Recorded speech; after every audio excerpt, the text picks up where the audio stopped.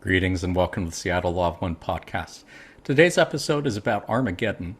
If it seems like we're living through what evangelical Christians refer to as the end times, you're not imagining it.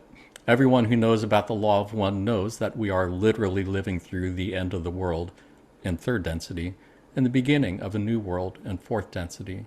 And while the vast majority of humanity would love to see Earth become a fourth density positive planet, there is a small but significant number of entities who would rather see it become a fourth density negative planet, and if unable to make that happen, are perfectly happy to blow the whole thing up, as they have apparently done on many other planets before this.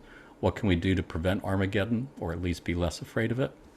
Let's find out. My name is Jonathan Tong, and I'm facilitator for the Seattle Law of One study group. We can be found in the list of study groups at the LNO Research website shown on your screen. We do also have a Facebook group, and we meet on Zoom twice a week, Tuesdays from 3 to 5 p.m. Pacific Time, Saturdays 8 to 10 a.m. Pacific Time. You don't have to live in Seattle or anywhere near Seattle to join our Facebook group or Zoom sessions. Anyone who's interested and available is welcome to join. Just contact us at seattlelaw1@gmail.com to get on our mailing list. We send out emails once a week with Zoom links and information on what we'll be talking about that week. We do also have a YouTube channel where we keep recordings of podcast episodes, as well as Q&As with Jim McCarty and occasionally other members of the LNO Research Channeling team. Just go to our YouTube channel, hit the subscribe button and the little bell thing to get notifications when we upload new videos, and contact us at seattlelaw1@gmail.com if you'd like to sit in on any of our Q&A sessions. As mentioned, today's topic is Armageddon. Let's go ahead and meet our panelists. Panelists, let our viewers know who you are and where you're calling from, starting with Heather. Yeah, hi. So I am Heather Stubbs. I live in Seattle, Washington, and yeah, super looking forward to this discussion. This should be a fun one. Thanks, Jonathan. Me too, super looking forward to it. Thanks for being here. And Edgar? Hi, I'm Edgar Rodriguez. I'm in Southern California, the area of Mission Viejo, and I'm really excited about this team. Just definitely affect us daily, and I'm looking forward for the whole thing. So great to have you back on, Edgar, as always. Did want to remind our viewers, as always, that none of us here are experts or authorities on the Law of One. We are just normal people like you, talking about the end of the world like normal people. Anything that any of us say could be wrong. You're welcome to disagree with anything or everything that any of us say. If you are already familiar with the Law of One and the entity of Quo, you might want to go ahead and skip ahead to the chapter on Everyday Armageddon. Otherwise, for those who are new to the Law of One, you can think of the Law of One as a set of spiritual teachings based on the understanding that all is one and that one thing is love. All of the reading passages that we'll be looking at today came to us through the process known as channeling. You can think of channeling as a form of telepathic communication between humans and entities such as angelic beings, extraterrestrial beings, inner planes beings, spirits of deceased, higher self, etc. A channel basically serves as a mouthpiece for other entities to speak through, and in this case, those entities would appear to be of extraterrestrial origin. There are two types of channeling that have been developed by our friends at LNO Research. Trance channeling is when the channel is in a trance state, meaning they are subconscious or unconscious as if asleep, meaning they are not at all aware of what words are coming out of their mouth as they're saying them. This is how contact was made with the entity known as Ra in the early 1980s. Conscious channeling is when the channel is in a conscious but deep meditative state, meaning they're only somewhat aware of what words are coming out of their mouth as they're saying them. This is how contact was made with the entity known as Quo, starting in the mid-1980s up to present day. Who is Quo? You can think of Quo as a group entity made up of three social memory complexes: Ra at 6th density, Latui at 5th density, and Hatan at 4th density. You can think of a social memory complex as a planetary consciousness. It would be as if the entire human population of Earth was merged into one group mind. You can think of densities or dimensions as different levels of consciousness or different levels of reality, since those two things are so closely intertwined. Imagine, if you will, that the elements of earth, fire, water, and air have some form of consciousness.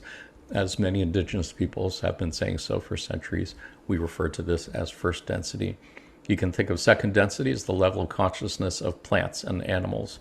Clearly a significant quantum leap in consciousness above and beyond that of what we would refer to as inanimate matter.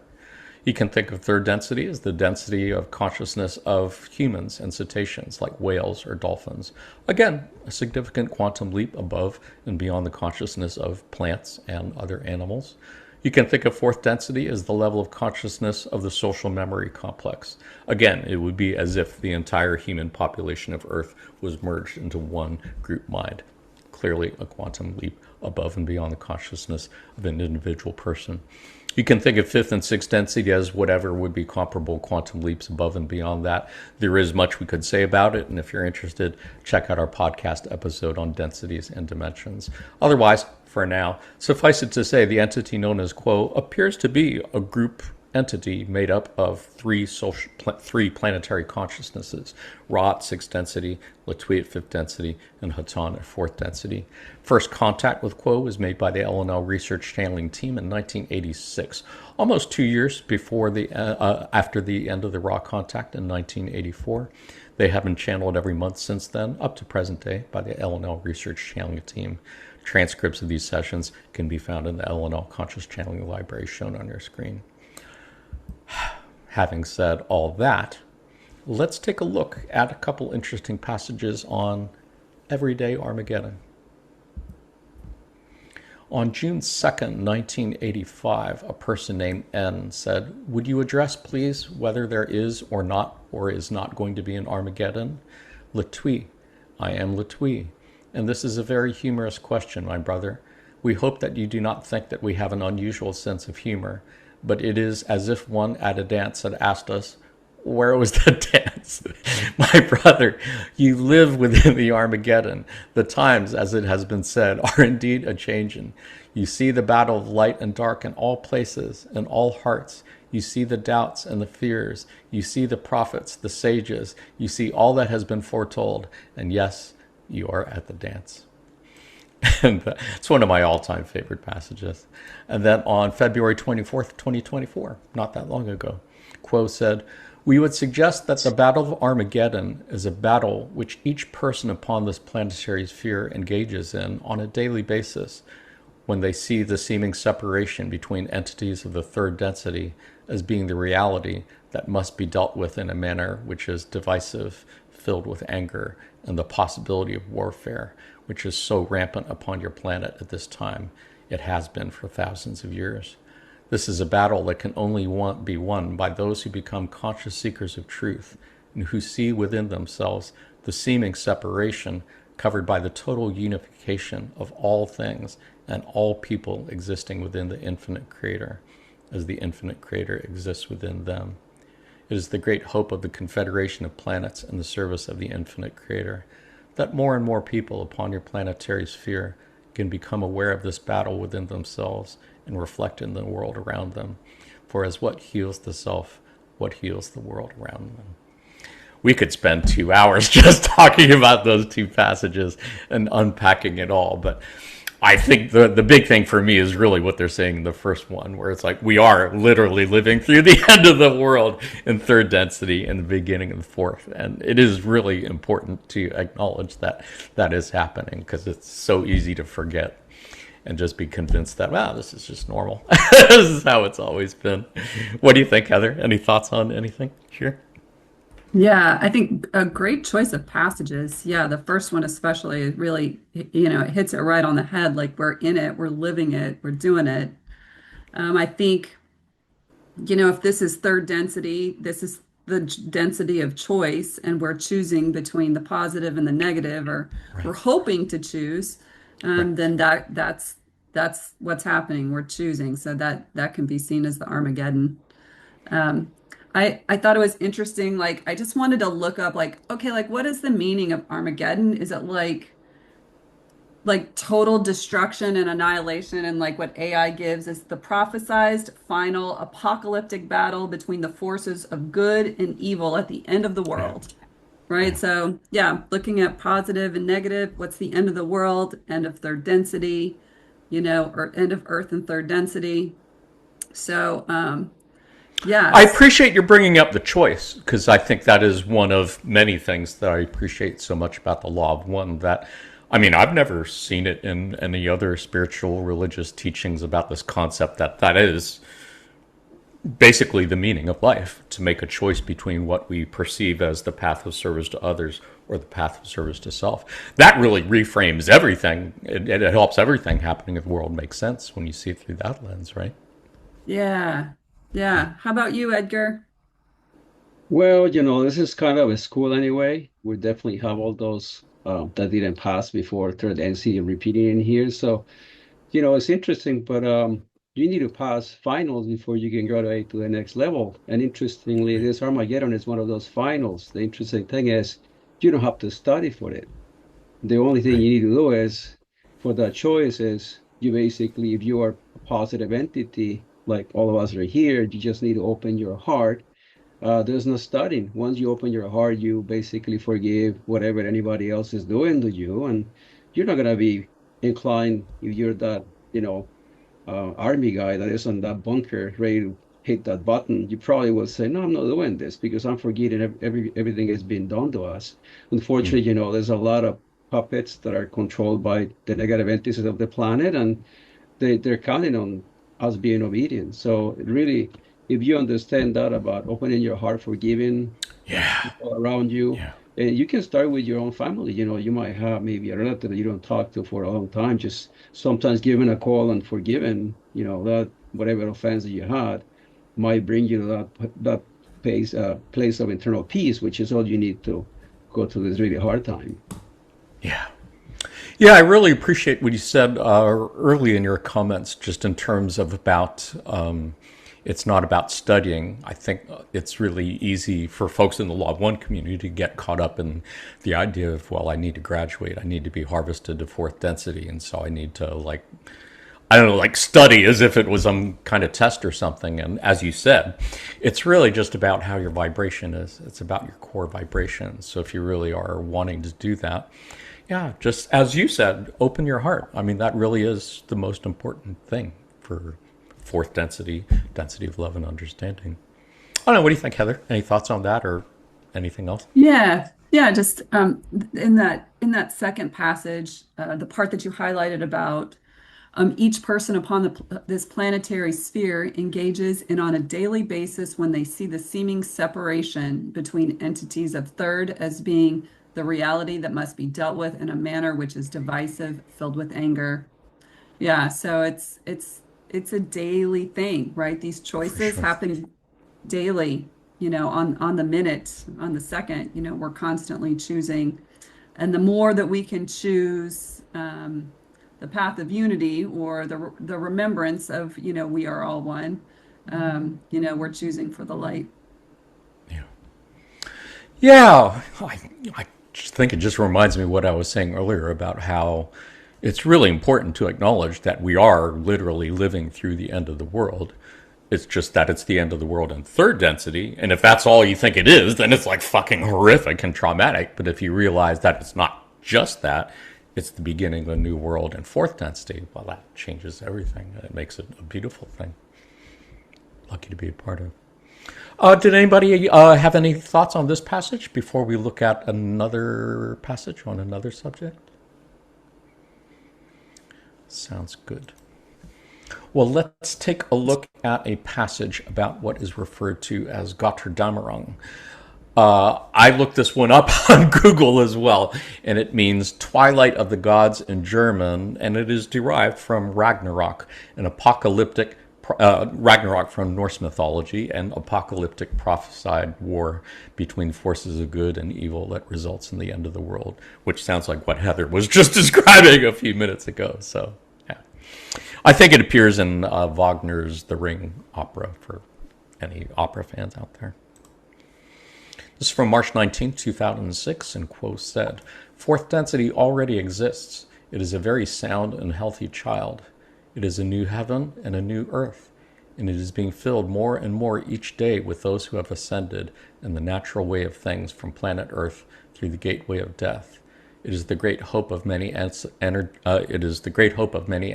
and essences of your inner planes, such as your angels and your guardians, that each of you may enjoy a leisurely, organic, and natural ascension through that gateway to larger life that is the physical death. From the standpoint of planet Earth, that is perfectly acceptable. Gaia herself does not at this time need to shake you off like fleas. However, as we have said before, we caution you, for there are entities all around your globe whose vision of ascension includes a self-created apocalypse. There is almost a hunger within that part of the planetary consciousness that is invested in power for the dark pleasure of blowing everything up once again. See what you can do, my friends, to elect officials who are not caught in that glorious Gotterdammurang vision. See what you can do to elect officials whose hearts are stayed on love itself, and whose vision is one that includes all entities and any plans that it may make, not just those who are wealthy or powerful. Really beautiful here. I mean, I'm not going to start talking partisan politics here at the end, but I really do appreciate that. This is one of the few times that I think Quo does actually refer to our political process and just says, try to avoid supporting politicians who support Christian apocalypse and conservative right-wing theology, I think would be fair to say. And it's really pretty obvious who those politicians are, or who's in it for everybody and not just the wealthy few. Fairly obvious. Oh no, what do you think, Edgar? Any thoughts on anything here? Well, I honestly never trust politicians from a really early age, from just college. I remember those guys that were failing all their grades were the ones in charge of the student body. So it's like, how this guy is elected? It's just a dummy, right? Okay. Unfortunately, you can see that it's the same situation in most of the political wars. So it's really hard to find somebody dedicated to help all this. So, because we live in this system, we are born into it. You really have no choice but to follow what they say. So, I mean, it's really difficult. You definitely have to exercise your vote and vote for politicians. What you need to do is, like Jonathan said, just choose the lesser of two evils, and just hope that we all eventually together can, create a better world by just supporting those that are giving us a better opportunity to progress and, keep everybody in the same page, freedom for everybody. Maybe eventually choose those that wants to give us free energy, because I can see part of the problem right now is that energy that is making wars to happen. Why are we killing each other for oil? All right, doesn't make any sense. But anyway, yeah, couldn't agree more. And again, I think it comes down to the whole meaning of life, shall we say, of third density incarnation, which is to make a choice between what we perceive to be service to others and what or who we perceive to be service to self. And my perceptions of it are invariably going to be very different from many others, and my perception isn't any more legitimate than anyone else's. So it's just for each of us to make those choices, I think, as best we can. What do you think, Heather? Any thoughts?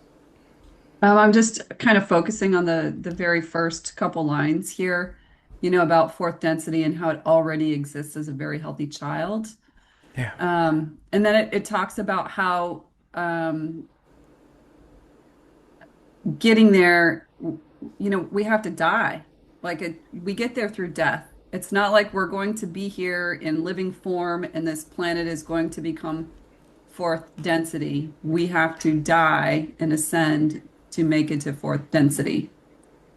So I feel like that kind of plays into the whole apocalyptic theme, For sure. where people think, okay, we have to destroy everything to get to rebuild and make it big and beautiful and better, when no, that's not necessarily the game plan. Yeah, and so much of this is, I think, carried over from Mars, Maldek, Atlantis, and other civilizations that went through more or less the same process, and we're having to re-experience it again. But for sure, I mean, I think anybody who pays attention at all to evangelical Christian right-wing conservative theology, yeah, man, they are really going for Armageddon in the Middle East. Yeah, for sure. They are looking forward to it, and that is part of the dark pleasure of blowing everything up again, once again, that I think Quo was referring to here. I don't know, what do you think, Edgar? Anything to add? Fortunately, the problem is people is blind to all of this because they just see what they're presented on the news. Right. But it's like when you wake up in the morning and there's a little beam of light coming through a barely open window, you see all those specks of dust around there. You didn't see them before. But you realize, oh wow, my room wasn't as clean as I thought. And right now, all this light that we have, which is really new for us, for density light, brings all these issues which have been going around in cycles for, as you can remember, Right, Babylon, Rome, right, the Catholic Church. I mean, right, you remember all those wars. right, I recall, I can remember past lives. So I experienced what it was in the early 1700s trying to escape from Europe just because, the Spaniards were going to get with the Inquisition, we're going to invade hmm, Netherlands. And it's like, we have to get right, out of here. Let's go to America. Let's keep right, all this killing. And I had a brother that we basically embarked to Boston, and all that has right. been going on in circles. You just don't remember because you For can't remember sure. lives. Yeah, and Quo has said so many times that yes, we've seen the cycle of empires rising and falling so many times, including Babylon and Rome and the Third Reich and the British Empire and now the U.S. Empire, for sure. Anybody have any thoughts on anything here before we take a look at another passage? Well, let's go ahead and take a look at a passage about what is referred to as Maldek. For folks who are new to the Law of One, Maldek refers to what we now refer to as the asteroid belt between the planets Mars and Jupiter. According to the entities known as Ra and Quo, the asteroid belt used to be a planet named Maldek, but it was blown to bits by its third density inhabitants due to endless karmic cycles of bellicosity and warfare.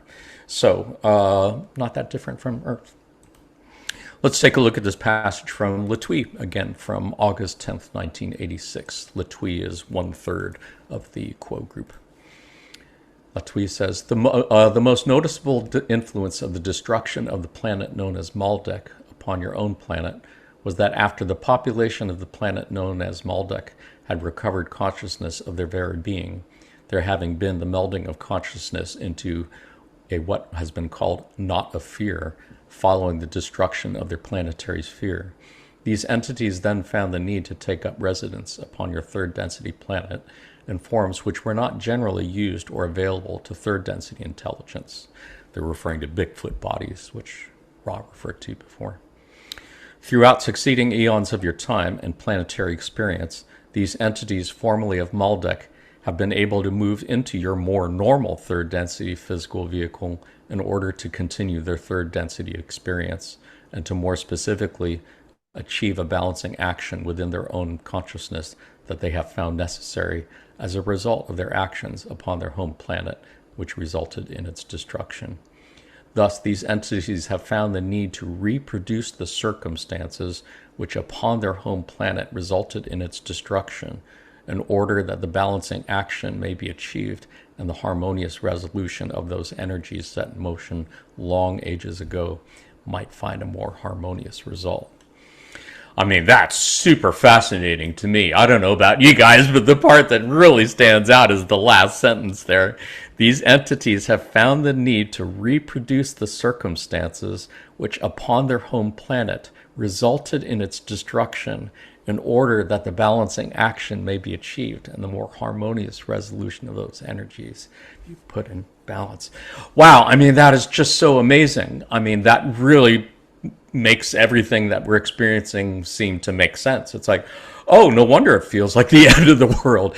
We actually really do have to re-experience. We have to go up to the brink of destruction of Maldek in order to give those entities a chance to make different decisions this time that don't result in the destruction of the planet. Holy fuck. What do you think about that, Heather? I feel like, oh gosh, what are we going to choose? Yeah, right, No, right. get your popcorn because yeah, it's going to be Yeah, interesting. yeah, yeah. I mean, it's like the world's best or worst reality TV show. Yeah, for sure. High Right? stakes. Yep. Yep. What do you think? Uh, Oh, I'm sorry. Go ahead. oh, I was just going to say, like, just from my perspective, having working in news, so we see this, right? We see like, I mean, just craziness all over the place all the time. Right. And so, I mean, it seems to get. And we don't know if just because technology and communication is what it is today, that we can see it more and it's more visible, or is it really ramping up? I mean, I definitely think it really is ramping up. But now, Oh, for sure. if we were around, the times of World War II, we would probably think, no, like that was really crazy. That's when things really got crazy. But here we go. We're launching into this, other cycle of bellicosity. Yeah. So, Well, that was in the 1940s. I mean, this is 2026. I mean, so much has changed and accelerated in the world. In a way, I mean, what you're saying, I think, is right. It's true. It's always felt apocalyptic. But I mean, especially apocalyptic now. I mean, no. I don't remember 20, 30, 40 years ago, people like being this intense, things being this polarized. Certainly things happening in our government that I don't think any objective observer would say, yeah, we've seen that happen before. This is uncharted territory, I think. No. What do you think, Edgar? Anything to add?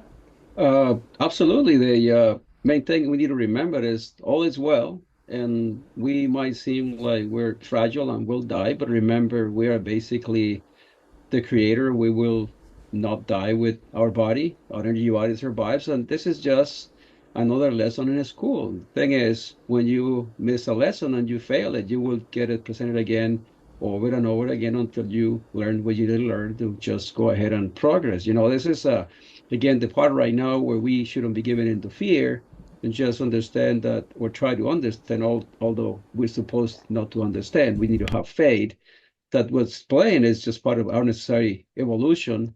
And anything that might seem like it's bleak and awful, well, it's not really like you might think it is. It's just for people that may be really fucked up, excuse my French, to be able to get a chance to make the right decision again. So we just have to respect that and go along and try our best to support him. That is, again, one of the many things that I appreciate so much about the Law of One, that it gives us a lens that we can look at the world and have it make sense. When you realize that, yes, it's this whole karma from Maldek, which happens to be what the asteroid belt was before the planet blew itself up. Yeah, well, now everything makes sense. If it wasn't for that, yeah, it would just seem incredibly nutty, and I would really have a hard time making sense out of any of this stuff. Does anyone have any other thoughts to add before we look at another passage? If I could just add real quick that Yeah. we need to also remember that the reason why we have the technology increasing over the last 250 years is because the Confederation of Planets, the creator, actually, they need to make sure that before we move into the next density, that we have the chance of experience technology. But definitely you don't see cavemen destroying the planet with all the technology they have. So they have to give us this so we can experience what it is to have that power of decision and decide on positive or negative. So this is all latest technology means that we're given that chance to maybe, including the AI, to use it for our benefit or for our destruction. Right. Yeah, that is what Quo said multiple times about Maldek, Atlantis, Mars. It was about having science and technology, but not the discipline of personality, shall we say, to be able to use it in a positive rather than negative way. Heather, anything to add before we look at another passage? I just wanted to point out, this is, one of the places where they talk about the knot of fear, which is so interesting, right? Like they blew up their planet. I guess their souls are like stuck in this like knot of fear. And then they're given the opportunity to come in a lower density form, right? It's still third density, but it's a lower density form of third density to start rebalancing. Just blows your mind. Yeah. Yeah, and for folks who are new to the Law of One, yes, it would be worth noting that in the first paragraph where they refer to being in forms not normally used or available to third density intelligence, Bigfoot, I believe, was the reference in the Raw that they said the Maldekians were stuck in this knot of fear. Appreciate you bringing that up again, for endless eons, and then when they finally were able to break the knot enough to incarnate, couldn't really incarnate in what we would think of as human form, so they were in Bigfoot form. But again, in all the time that has passed, now they are like third density entities that we run across all the time. Trippy to think about, really is trippy to think about. And I gotta say, it's funny how this seems like something that is super important part of our understanding of the history of the universe that we should be learning about in grade school. But no, I don't think you're ever going to hear anybody we take seriously talk about Maldek this way. So Only on the Seattle Law One podcast, people. Let's go ahead and take a look at a really great passage on what is described as good information. On January 1st, 2006, Quo said, "We come to tell you a story about love. Love unconditional, love unlimited, love that creates and destroys. It is a simple concept, this one great original thought of unconditional love, creating the universe in order to know more about itself.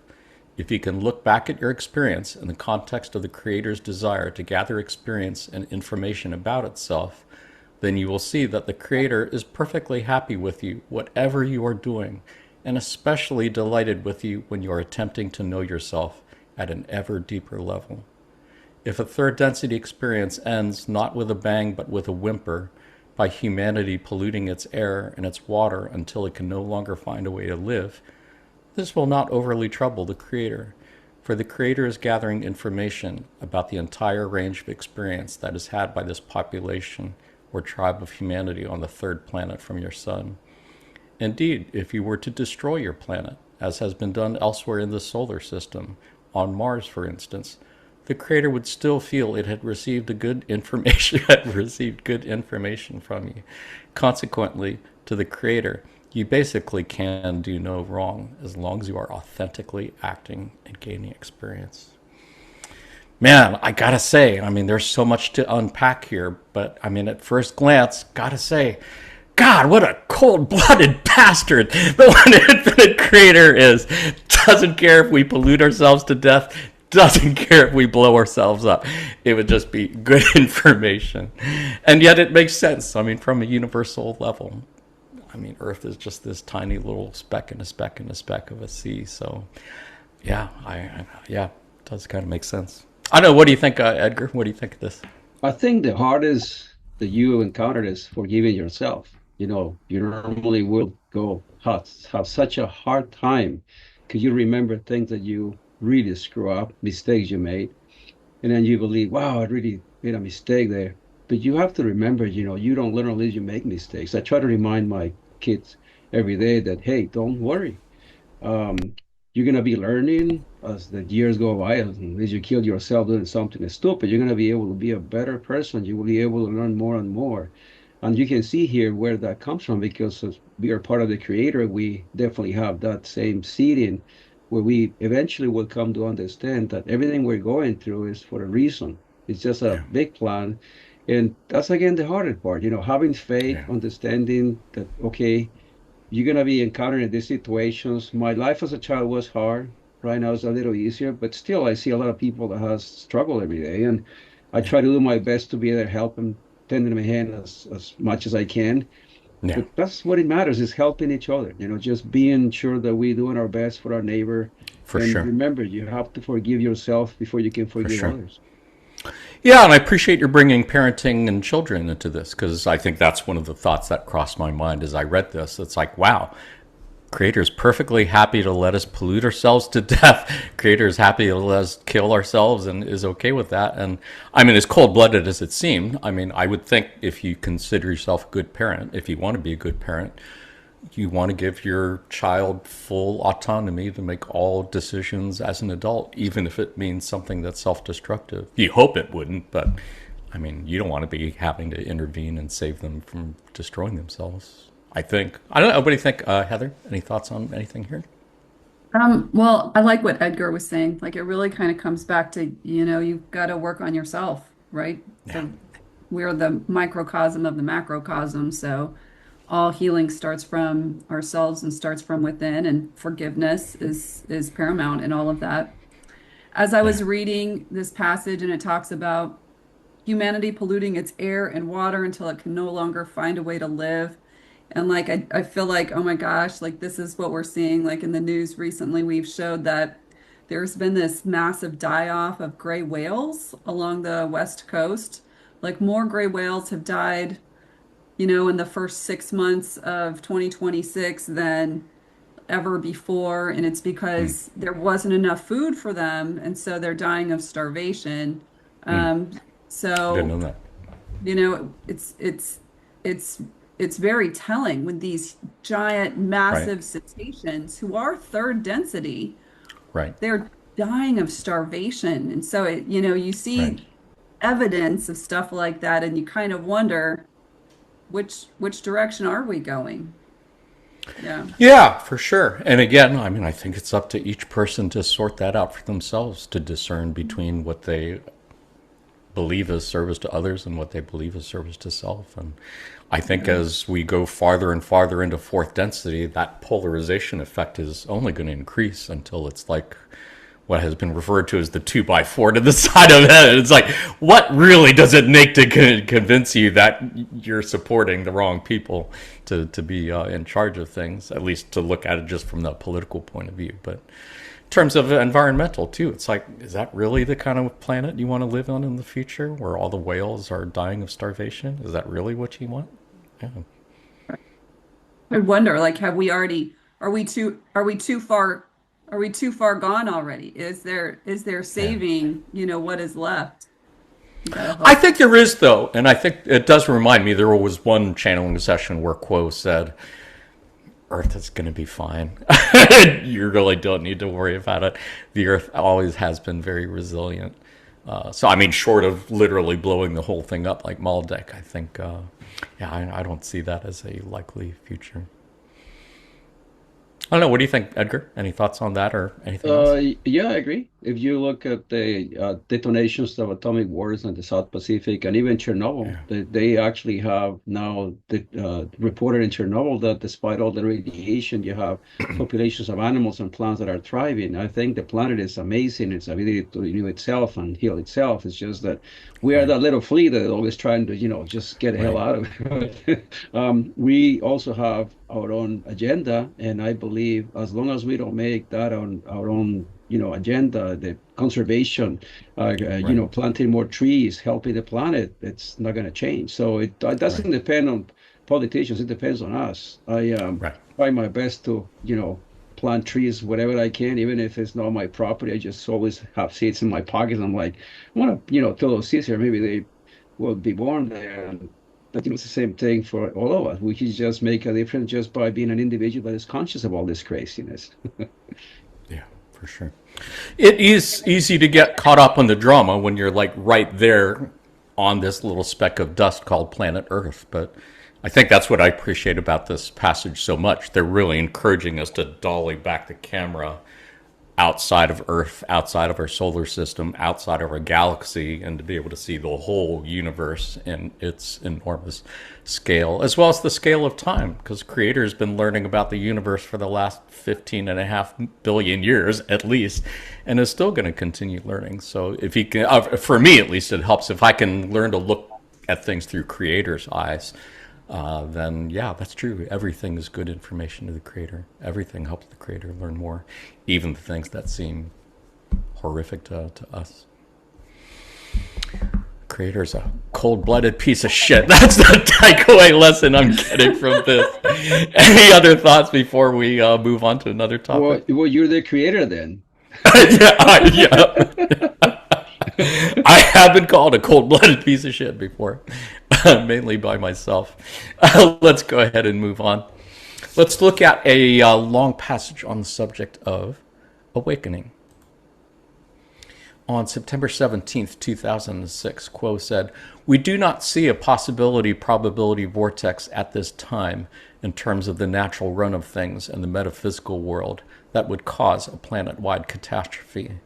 Your planet has received enough love and understanding from the many, many groups around your planet that are attempting to communicate that love and concern and sense of stewardship and partnership with the Earth. That which we do see as a possibility, and that which we would encourage you in all ways that you see to be helpful to respond to, is the blocking of the pretensions of some of your leaders who are drawn by energies that they cannot explain towards the act of conflagration, which would be a physical Armageddon. Nature does not need a pole shift, so called at this time, because the Earth's people are waking up quickly at the grassroots level. Many of them cannot explain it. They cannot talk about it. They are not confident enough to be able to say anything about what is occurring to them in the world around them.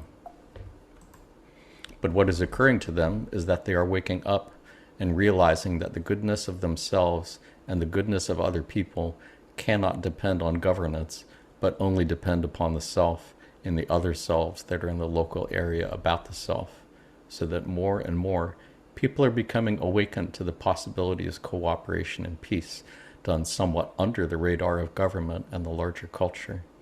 We believe that there is a tremendous possibility that these pockets of love and light and cooperation will begin to proliferate as loving people find other loving people and form local groups to solve local problems in all the different areas of life.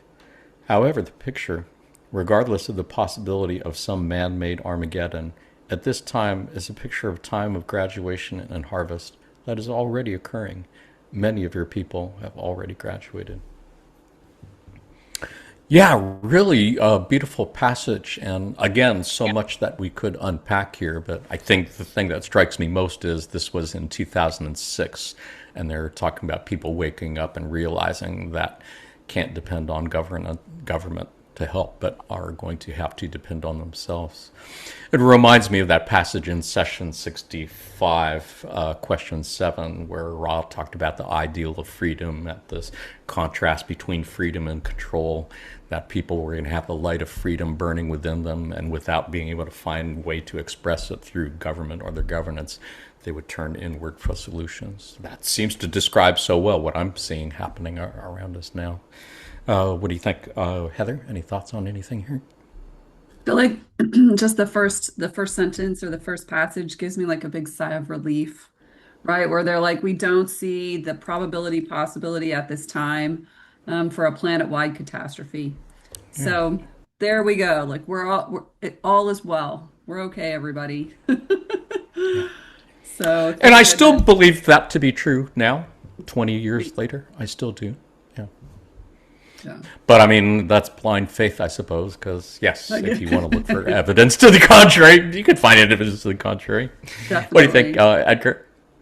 Anything Well, to add? basically, if you know about what four density negative is, and you see all those negatives in charge of the planet, they have this pyramid of hierarchical order.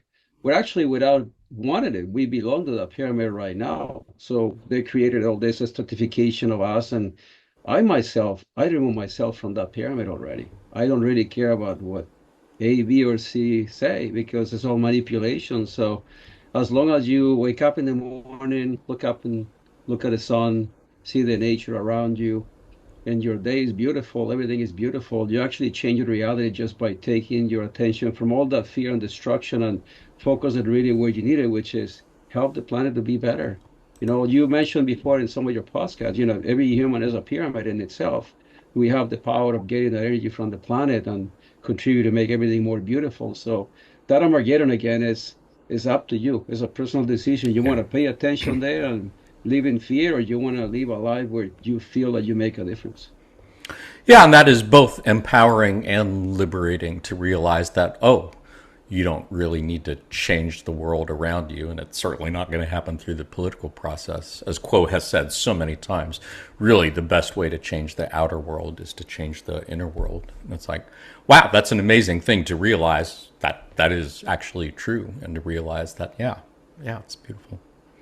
Oh, what do you think, Heather? Any thoughts? Anything to add?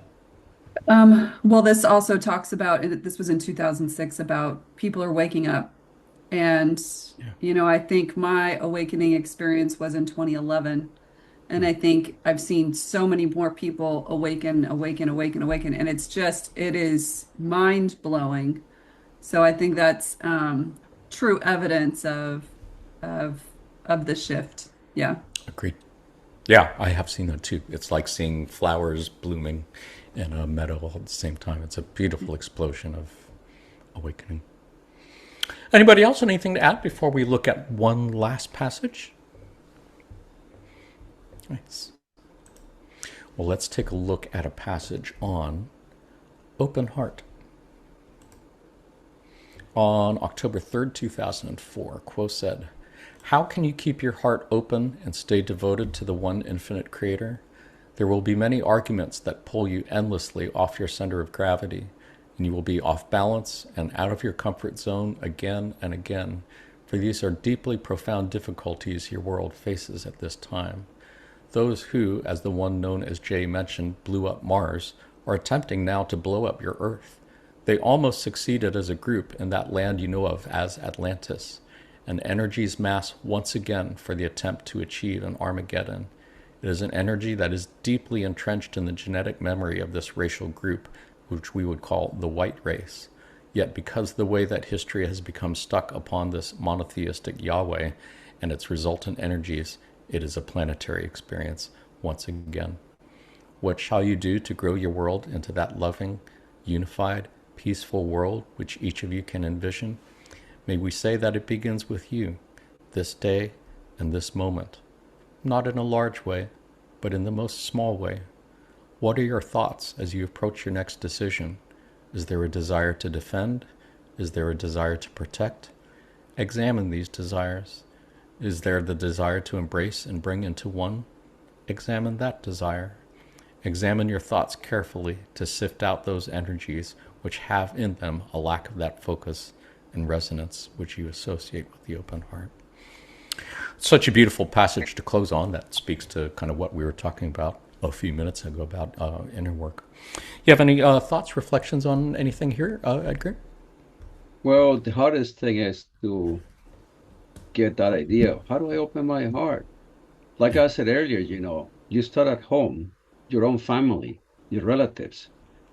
You change the world by making those close to you actually closer. And then no matter what they did to you, we all have relatives that really, try to mess us up when we were young. And I can mention a few, but you can always call them and say, hey, let's just be friends. I forgive you. Unfortunately, like I said, the hardest thing is to forgive yourself. But this idea, open your heart, it changes a lot because then it allows you to heal wounds that are really old. And that's what happened with Atlantis, what happened with what we're seeing right now. Right. Palestinians, Israelis, it's Right. this endless cycle of destruction and war. The only way to change it, and it really brings happiness to my heart to see some on the TV how families, from both are getting together. They help each other. They don't care about where are you from. We're just helping each other rebuild. That's it should be. So Yeah.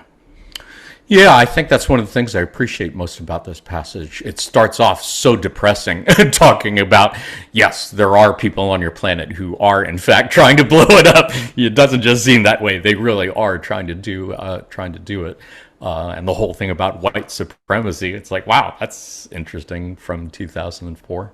But yeah, it ends on an uplifting note, which is, in spite of all of that being true, if you really want to prevent that from happening, really focus on yourself, and that's such a beautiful, again, liberating and empowering thing. What do you think, Heather? Anything to add? Yeah, I was going to focus back on how it talks about it. This is an energy that is deeply entrenched in the genetic memory of this racial group, which we call the white race. Yeah, It's very interesting. as a white human female, like I cringe at that. Yeah, And you have to accept that, no, this is, I made some sort of choice prior to coming into this incarnation to be born into this racial, under this racial mind. And what is the purpose? What do I have to learn from it? What do I have to heal? What can I heal within myself that can help others? So yeah, very but just powerful. your being there in that incarnated body with that skin tone that you have, you are indeed helping to balance karma just from being who you are, right? Yeah, yeah. And it's so beautiful how it says it begins with you this day and this moment. So yeah. Yeah. Yeah, there was a really interesting passage. I've only seen them say it once, but there was one session where Quo said the original design for planet Earth was that each different culture would have a period of time of being the dominant culture on the planet. And they said specifically, it was never intended that the world be dominated by the white race for as long as Race. it has. It's just part of that STS, STO that's been going on from the beginning. But super interesting. That it's a beautiful future to imagine. Oh wow, how cool would it have been for Asian, European, Australian, Pacific Islander, African, South American, North American to all have a time of adding their own different color to the planetary palette. What a beautiful thing. who knows, may still happen. Edgar, anything to add before we start wrapping things up? No, I agree with everything. You just watch the current World Cup and you just get the whole idea that it is us against them. And I Yeah. always watch the games, but I ask, why? There's no reason to do any of this. We're all brothers and sisters, and there's no reason to put myself above anybody else. So I always play soccer, but I never play like that. I was always Yeah. like, let's have fun, guys. I don't care who wins. It is so easy to forget that, as somebody said, all is well and all will be well, in spite of all appearances to the contrary. That is, I think that's what makes third density a closed book test. We're being challenged to see if we can keep our hearts open and love all as other selves and creators, in spite of overwhelming catalysts from our environment saying, no, don't do that. Just think of yourself. Fuck everybody else. Just think. Man, some days I feel like they throwing the kitchen sink at us. It's like, whoa. Yeah, for sure. I think I've been hit by a kitchen sink. Well, if it's okay with you, let's go ahead and wrap things up. So where do we go from here? What are some takeaway lessons that we might have from our discussion today? I've actually got six for you for today. Firstly, yes, if you can remember that we are literally living through the end of the world in third density and the beginning of a new world in fourth density, that'd be good. And that we face Armageddon every day in our minds and in our hearts. And every day we have the opportunity to choose love over fear. That is part of the mission here.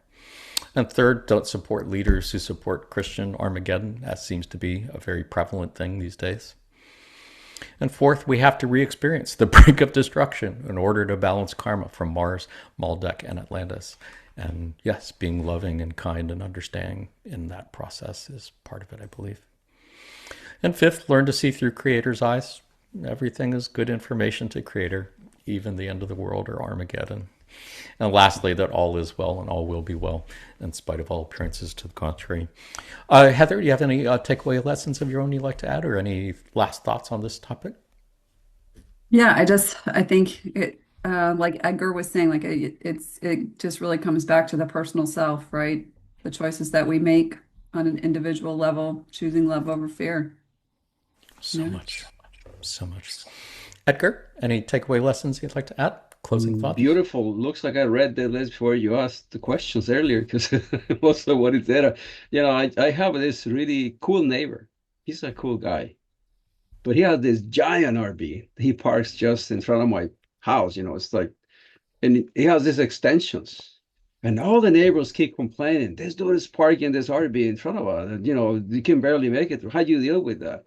And yet I'm his best friend in the neighborhood. And I was like, because, I accepted that he wants to have fun. He's retired. He lives for his RV.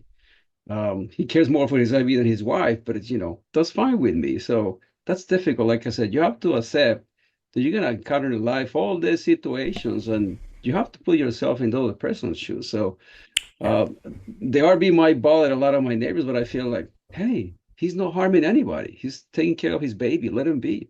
And I just got the great news that he's heading out for a whole month today, so I won't see him for a month. So, okay, that's great. Even better. Yeah. Empathy, very good on the service to others path. Not so great on the service to self path, but always a good reminder. Did want to remind our viewers that if you enjoyed this episode, I've got 7 other Seattle Law 1 podcast episodes that you might enjoy. Mars and Maldek, as we have referenced many times today. Atlantis, as we have referenced many times today. War and Peace, really interesting session where we're looking at passages on why there's so much war on planet Earth and why the Middle East in particular. Interesting passages you might want to check out. Time Ladders and Space Pirates, something that seems like it's some weird ass thing out of science fiction, but apparently really does explain a lot of what we're going through too. Never seen it anywhere else. Check out if you're interested. Awakenings, great passages on individual and collective awakenings. All is well. Great passages reminding that all is well and will be well, in spite of appearances to the contrary. And lastly, Best Party in Town, a really great passage session where Quo said, when one is not within the incredibly intense atmosphere of planet Earth in extremely late third density, It looks like the best party in town. The whole session is one of my favorites of all time. Well worth checking out. Otherwise, it is time for Pop Quiz. Pop quiz, something we like to do at the end of our podcast, just to end on a relatively light note, and maybe look for Law of One connections in pop culture. Since today's podcast was about Armageddon, not surprisingly, today's pop quiz is going to be about end of the world movies. Panelists, any movies come to mind as like well-known movies about the end of the world? There's a new one. Have you seen it? This is guys in a party and the end of the world is upon him. Is with Seth Rogen and I forgot. Oh yes, It's yes. recently. It's recent. Not recent. That one came out quite a while ago. Yeah, and I'm a big Seth Rogen fan and fan of everyone who's in that movie, but I haven't seen that one in particular. How about you, Heather? Any end of the world movies come to mind? I think about there's the classic Armageddon. Oh yeah. Right, there's that one. But then like what was the well, like The Last of Us, that's kind of a recent like mini series that kind of came out based off a video game. I tend to like the ones that are kind of like zombie apocalypse, like where viruses take over the world and only certain people survive. You're gonna enjoy the pop quiz. I can tell you that right now. You're in good shape for the pop quiz. Panelists, I'm going to ask you 3 questions about 3 movies about the so-called end of the world. See how many you can answer correctly. Panelists, go ahead and say your answers out loud so viewers can hear you in space-time. Viewers, go ahead, say your answers out loud so we can hear you in time-space. As always, the points don't matter. If you had fun, you won. And if you learned about an interesting Law of One connection in pop culture, you won as well. Panelists, are you ready for your first question? Ready. First question is... which end of the world movie was conceived first, Armageddon or Deep Impact? I know Heather's familiar with Armageddon. Are you guys familiar with Deep Impact? Did you see that one? I have not seen that one. Nice. Well, which one do you think came first? Who had the idea first? Since I'm going to go with Armageddon. Nice. Yeah, I'm going to go with Armageddon too. Nice. Good guess. Correct answer, in fact, is actually Deep Impact. Deep Impact came out in May 1998, followed by Armageddon about 2 months later, making the famous dueling disaster films of that summer. Deep Impact had the earlier original idea. Armageddon was initiated by Disney as a countermeasure when they heard about the script for Deep Impact. Really good movie, though. If you haven't seen it, I do recommend both. Deep Impact is probably the more... Armageddon is the big summer blockbuster popcorn action movie. Deep Impact is more reflective, more thought-provoking, more emotional stories, and maybe more realistic in how government would, in fact, respond to if they knew that the comet was coming to destroy the planet. There's a big conspiracy where they're constructing safe spaces for survivors drawn by lottery to go to, and blah, blah, blah. Anyway, any thoughts on either of those? Did you guys... enjoy? Let's try another one. This one. In The Last of Us, the collapse of civilization was brought about by a what? A, bacteria, B, virus, or C, fungus? Heather, keep your mouth closed. Let's hear from Edgar. It's a fungus. It's a fungus. Heather? Well, yeah, it was a fungus that got out of control. It evolved. Yeah. An evolving mushroom. I have not actually seen it. You're a fan of the show, Heather? Yeah. Yep. I actually watched the video game version first, and then all the Last of Us. Yeah, it's great. You'll love it, Jonathan. This is a great show. You have to watch it, Jonathan. Yeah. I don't think I'm a subscriber to whatever it's on HBO or something, but yeah. Big fan of Pedro Pascal, and as a biology teacher, former biology teacher, big fan of fungi. Yeah, apparently it's cordyceps fungi in the movie, which in real life only affects other non-human animals. But yeah, if you have not seen it, go to YouTube and look for zombie parasite cordyceps fungus takes over insects through mind control. Really fascinating example of many different types of animals, including insects as well, and worms that basically invade a host animal's body and control its mind, make it do shit it would never do in real life. It's intense. How about your last question? Oh, also, yeah, interesting. I really only discovered this recently, looking this up. That yeah, it's interesting. Animals, fungi, plants, all came about at the same time.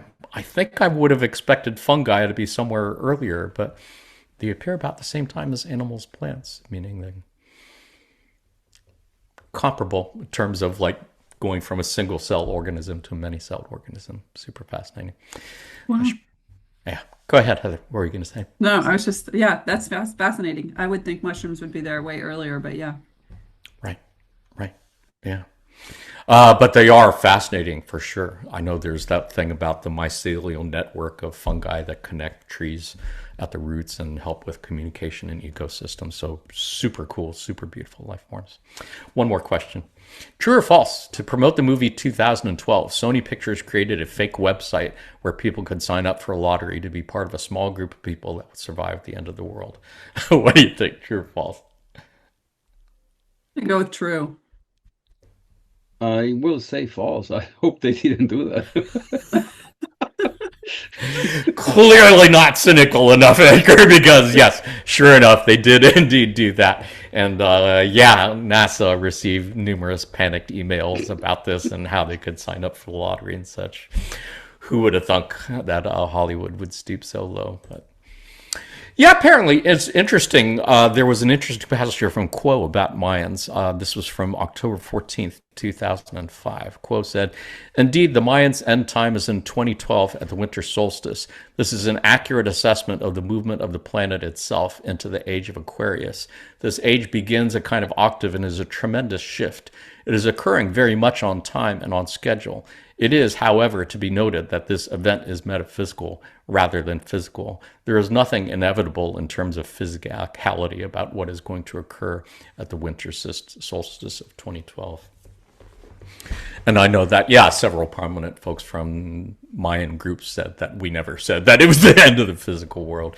It was just a change, like what Quo was describing. Did you guys follow that much? Did you pay attention to the 2012 stuff when it was happening? Yeah, for sure. I did actually recently by re-listening to tapes on Carla and how the people was having so much fear, and some of them were freaking out when nothing happened on, the winter solstice, and yeah, that's interesting. That's why they even said, they were saying before that happened, nothing's gonna happen.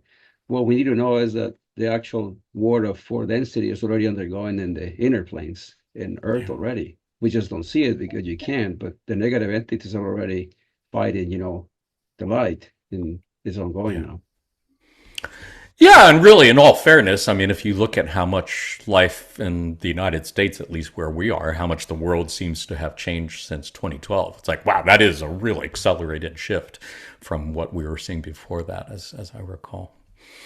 It is worth noting, as Edgar said, yeah, there were quite a few channeling sessions in the years leading up to 2012 where Carla was suggesting that that was going to be the end and no one was going to be able to graduate at that time after that point. And she did put a note about that in the introduction to Living the Law of One, where it says, this is actually written by Jim, but it says, in a number of places in this book, Carla Ruckert mentions the time of December 2012 as being the only time by which seekers of truth would need to have made their choice of polarity, either in service to others or in service to self, in order to be harvestable. When Carla began doing the research for this book in 2005, this was seen by her as a strong possibility. It was felt that the energies of the fourth density would be too strong for third density entities to be able to use for their purpose. However, as the grand date has come and gone, it is abundantly clear that Catalyst continues unabated in all of our lives, and opportunities for learning still greet each of us as the earth spins a new day. Though we cannot know how and when precisely harvest will transpire, Carla's perspective was just one theory among others. We are of the opinion that so long as we are still breathing third density oxygen, we have the ability to learn, grow, and polarize. This includes making the choice itself. After 4 years of declining health, Carla passed into larger life on April 1st of this year. If she had the opportunity, she, in the spirit of a good scientist, would have realized that her theory had been overturned by the hard data of actual experience, and that she would have subsequently, with great humility, made the exact change to her book. So we would like to suggest that when you read her occasional statements in this book regarding seekers having only until 2012 to make the choice of polarity, that you simply ignore the statement. Carla's emphasis on the date and time in no way affects the rest of the message contained in this book, which, as you will soon discover, is largely concerned with timeless spiritual principles. This is what Jim wrote in 2015, because the book was originally written in 2009. So just to set the record straight for viewers who are wondering. I did want to end this episode with a song. If I wasn't concerned about violating copyrights, I would play REM's It's at the End of the World as we know it, and I feel fine because it's a great song, but I'm not going to do that. So look it up on YouTube and you can find out for yourself. Panelists, if the world were to end right now, I'd feel pretty happy knowing that we had this time together in this last hour. It's been wonderful. We're only missing tacos and beer as far as I can tell. Panelists, did you have any last final thoughts you wanted to share with viewers in the future before we say goodbye? Heather? I think this was great. Yeah, it's interesting to just contemplate the idea of Armageddon, on different types of levels from different perspectives. So definitely something to meditate on for sure. Absolutely. Edgar? Same, just remember that Armageddon might seem something external, but it's actually the way you feel every morning when you just want to go on and start your day. Just give thanks to the Creator, and just remember you have a great time ahead of you. Just make the best out of it and keep learning, and have a great life, really. Beautifully said. I got nothing to add to that. Panelists, thank you for all you've done and continue to do in service to others. To all our friends at L&L Research, thank you for all you've done and continue to do in service to others. To you who are watching this on video at some time in the near or maybe post-apocalyptic future, thank you for all you've done and continue to do in service to others. We are sending you our love light, and we are indeed receiving yours. Until next time, in the love and light of the One Infinite Creator. Adonai. Namaste.